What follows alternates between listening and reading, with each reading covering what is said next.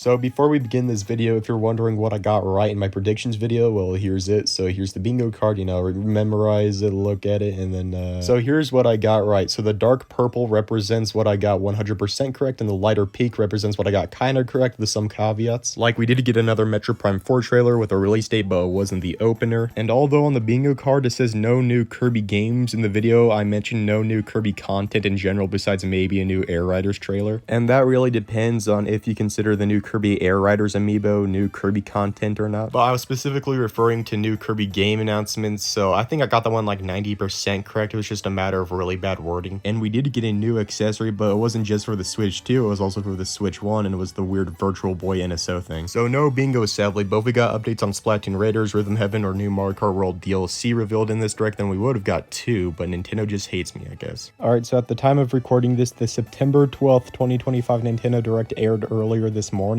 and it has been a pretty divisive direct to say the least, so let's talk about it. So the direct started off with the Mario 40th anniversary segment, which was around 20 minutes long, I believe, and I don't think I'm in the minority here when I say this was easily the best part of the direct. This segment included a couple new game announcements for Mario's 40th anniversary and a update on the next Mario movie. So this segment started with Miyamoto talking about like very minute things like them redesigning the Nintendo Museum tickets to be Mario 40th anniversary related or something, but then we got to the actual meat and potatoes of this segment. So the first major announcement of this segment was the title reveal for the next Mario movie, which will be the Super Mario Galaxy movie. And this was actually very surprising for me, at least, because I'd figured that with the success of the Mario movie, Nintendo would want to play it very safe in recapturing that success and just name it like the Mario movie 2 or something. But nope, they go straight to Mario Galaxy, which is something, I guess. Now, I think a Mario Galaxy movie has a lot of potential just because the Galaxy games are like the most cinematic Mario games of all time. And if they want to base a movie off of a single game, then Galaxy would totally be it. And the trailer itself looked wonderful. Everything was so vibrant and colorful. Like, you can definitely tell they upped the budget compared to the last movie. And when they played that little motif in the Mario Galaxy title theme, man, it was just so peak. That was just icing on the cake, man. And afterwards, Chris Meledandri, or whatever his name is, appeared on screen to talk about the movie some more. And then we got our next announcement, which was Mario Galaxy 1 and 2 being ported over to the Switch. Well, for Galaxy 1, this was actually its second time being ported over to the Switch after 3D All-Stars, but for Galaxy 2, this was its first ever time being ported to the Switch. And I mean, we could kind of see this coming, right? I mean, a remastered Galaxy 2 port was rumored and talked about for months about being one of the major 40th anniversary games. So what does this like double pack bring to the table? Well, it brings upgraded visuals, in fact 4K visuals if you play this on the Switch too, along with assist mode and what they call like enhanced UI or something, which is just them using a newer font for whenever text appears on screen, and some new pages being added to Rosalina's storybook, which I'm surprised Miyamoto allowed to happen without him burning down Nintendo HQ. And well, that's about it. Boom, $70 for the full package, $40 individually on the eShop. Okay. So these are two more than decade and a half old games being ported over to the Switch with very minor adjustments and additions. One of them technically already being on the Switch, and this is being sold for $70 when 3D All-Stars, which had one more game than this, was being sold for $10 less, and that was seen as outrageous as well. So am I glad Galaxy 2 is finally being ported over to the Switch? Yes, but do I think it's worth $70 when it's being packaged with a game that's technically already on the Switch? No.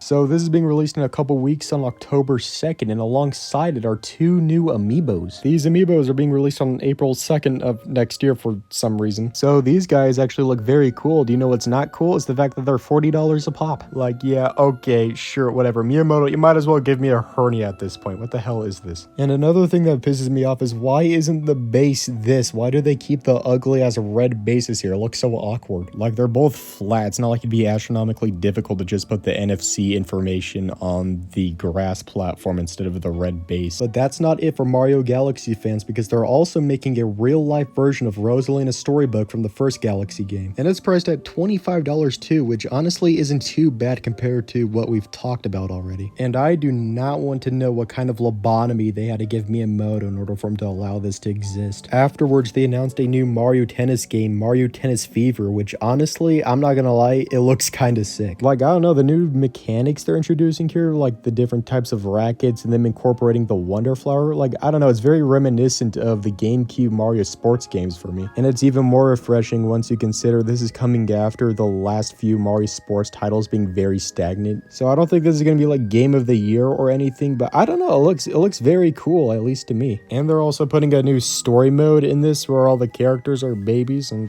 yeah, that's something, I guess. So this comes out in February of next year, and something I noticed is that this is going to come out in the first half of year 2 for the Switch 2, just like how a new Mario Tennis title released for the first half of year 2 for the Switch 1. So that's a crazy coincidence. Oh. So after that, we got an announcement for a Switch 2 edition of Mario Wonder, which was also very highly anticipated for Mario's 40th anniversary. And this adds a new location called Bella Bell Park, which focuses primarily on multiplayer content, which did disappoint me a little bit because I wanted to see some new levels and like a new world and whatnot. But apparently there will be some new single player content in this because they are bringing back the Koopalings, and there was like a new Brigade level or something, I don't know. And we also saw Mario obtain a Bella Bell flower, which also strongly applies some new levels or something. So this comes out in spring of next year, and yeah, this looks pretty dope. Can't wait to try it out. I would have preferred if this came out sooner just because it's not that major of a release, but it's fine. Also, apparently Rosalina will be a new playable character because people saw her in the trailer, but Nintendo didn't like officially confirm it yet. So Rosalina was just getting everything in this direct. Holy moly. And that leads us to their last announcement for Mario's 40th anniversary, that being a brand new Yoshi game. And it is titled Yoshi and the Mysterious Book. And I just gotta say, I love the art style for this game. Typically, Yoshi games don't miss when it comes to the art style though. But I don't know, I didn't really like how Crafted World looked, so this is definitely a major improvement for me. Now, as for the actual gameplay, I'm not as keen on it if I'm being honest. They're incorporating like a checklist system or something, which is kind of lame, and the actual level design wasn't like all that crazy, which I guess makes sense because it's a Yoshi game, but still. But I want to see more of this game because if it's at all like Woolly World, then I will immediately like it. I just hope the gameplay is on the same level as its art style. So this is another spring 2026 game releasing alongside the Switch 2 of Mario Wonder and probably close to Mario Tennis Fever. And yeah, it looks like a really charming game, and I hope it's good. So overall, how was the Mario 40th anniversary segment? Well, it was actually really decent, if I'm being honest. It didn't have as many major announcements as Mario's 35th anniversary, but I think all the games that were shown here didn't look underwhelming at all. Like, I think the only thing that held this segment back was an announcement for a new 3D Mario. And something funny about that is that early on in the segment, Miyamoto said something like the Mario Galaxy movie being the main event of Mario's 40th anniversary. And right then and there, I knew it was already over for a new 3D Mario announcement. But anyways, even though there was no 3D Mario announcement, I think that this was still really good and easily the best part of the Direct. And afterwards, we transitioned into the general part of the Direct. And the first major first-party showing of this segment was a new trailer for Tomodachi Life Living the Dream. And they still didn't give an exact release date for this game despite teasing it like 1,000 times in this trailer, only giving it a release date of spring 2026. So that's pretty stupid, but it's Nintendo, so go figure. And Rhythm Heaven was nowhere to be seen in this Direct too, so okay. And afterwards, we got some major announcements like a Mortal Kombat Legacy Collection, Final Fantasy VII Intergrade coming over to the Switch 2, and like a Hades 2 trailer that lasted for like 5 minutes for some reason. We also got a new trailer for Hyrule Warriors Age of Imprisonment, finally giving that game an exact release date. And then we got a new trailer for Kirby Air Riders revealing something new, Amiibo for the game. And these aren't just any normal Amiibo, you can like mix and match them because the characters are detachable, like you can put Kirby on the Wing Star and Bandinity on the Warp Star, for example, so that's pretty cool. Do you know what's not cool though? Is that these are going to be $50 each. I am not kidding. Now, I don't know if I should blame tariffs or Nintendo's greed in general, but either way, that's absolutely ludicrous. And if they released in 2015, they'd be like $20 each, max. And like, yeah, they're cool, but not that cool. Holy moly. A better thing to come out of this, though, is that was announced Sakurai is going to hold another Kirby Air Riders Direct soon. So I can't wait to hear him gush about the game for 45 more minutes and reveal only one new playable character, that being my goat Togizo, pissing off all the Taranza and Elfland fans. Alright, let's get it. Afterwards, we got some more third-party announcements like a Dragon Quest VII remake, because every Nintendo Direct has to have a Dragon Quest remake in it for some reason. And then we got an announcement for Virtual Boy coming over to Nintendo Switch Online. Mind you, there were no other Nintendo Switch Online announcements besides this, so this was definitely strange, and what's stranger is that it comes with a $100 Virtual Boy accessory that I think you have to have in order to even play these games. So this was definitely an out of left field announcement. Man, Nintendo, you're so quirky, dude. You're so quirky. Our next major first party trailer was a new trailer for Metroid Prime 4, which showed Samus Samus on a bike, so that's pretty rad. And finally, an exact release date for this game being December 4th. So I honestly expected the trailer to show off the release date for this game to be like huge and be like the grandiose final big trailer for this game. It really wasn't. It showed off like one new thing, but it was still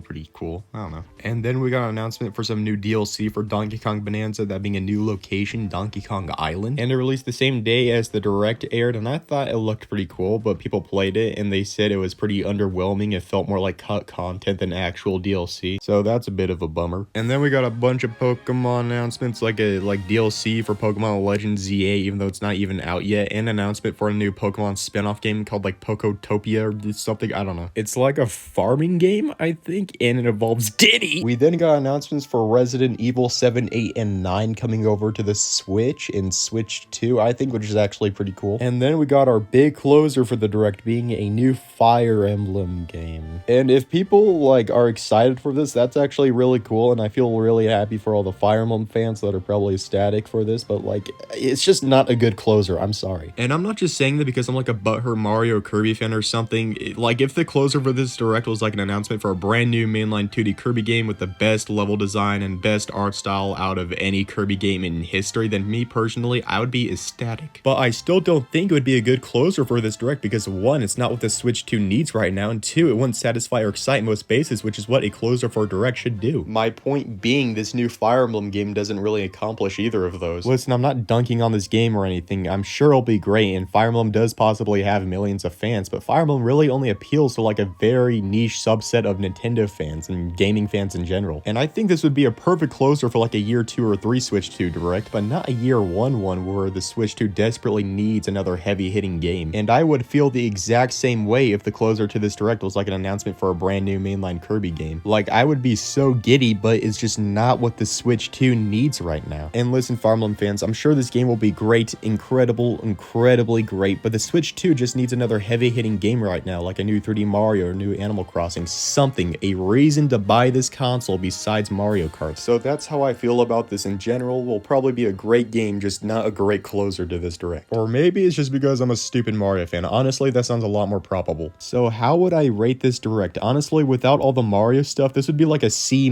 Direct at best. But I really do like all the new Mario announcements, so that honestly brings this Direct up to like a B. And a lot of people have said this already, but I honestly do agree with them in saying that this would be like a perfect year 2 or 3 Switch 2 Direct, just not a good year 1 one where the Switch 2 desperately needs another major heavy-hitting game. And I mean, there were a lot of cool announcements here, but like, come on, this is like an hour long and was supposed to be the major blowout Direct after the Switch 2 Direct back in April. Like, it just doesn't live up to that, I'm sorry. So I give this Direct like a 7 out of 10 just because of the Mario stuff. If it wasn't for the Mario stuff, it'd be like a 4.5 to 5 out of 10. So yeah, like, I did enjoy this Direct, but that was like mostly due to the new Mario stuff. But what did you guys think of this Direct? Did you like it? Did you hate it? Leave your thoughts in the comments below. And yeah, that's about all I have for you. Thanks for watching, and bye-bye.